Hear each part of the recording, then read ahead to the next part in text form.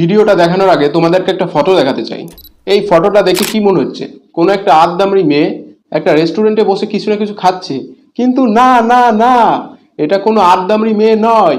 আমি যদি তোমাদেরকে বলি এটা কোনো আদ্দামড়ি মেয়ে নয়, এটা হচ্ছে একটা বাচ্চা শিশু। ওই যে প্যান্টে করা শিশু, সেই বাচ্চা শিশু। এই বাচ্চা শিশুটা অনেক বড় শিশু, যে কিনা মাংস ভাতকে বলে মাংকো ভাত, মাংকো ভাত, মাংকো ভাত, মাংকো ভাত। হ্যাঁ, নাচছো ভাই, মাংস ভাত, মাংস ভাত, সেই নাচ তো।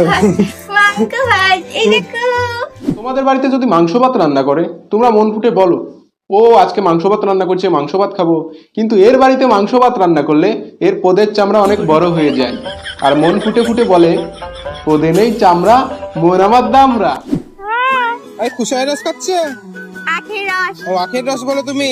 হ্যাঁ, হ্যাঁ গাইস, কি গরম পড়েছে জানো? খুশাই রস না খেলে, মানে আখের রস না খেলে হবেই না, শরীরই চলছে না। ও বাবা, তুমি গরম পড়লে আখের রস খাও? লা লা লা লা লা লা লা। আমরা তো গরম পড়লে বান্দরের মুদ খাই, আমরা তো আখের রস চিনি না। আমাদের বাবাই গরম পড়লে আখের রস খায় না, মানে আমাদের বাবাই সবসময় আখের রস খায়। শুধু তফাৎটা হচ্ছে দিনের বেলায় থাকে সাদা আখ আর রাতের বেলায় থাকে কালো আখ। গাইস, ভবিষ্যতে যদি আমার বউ ছেলে মেয়ে এরকম ন্যাকামি করতো, তার একটাই ওষুধ থাকতো।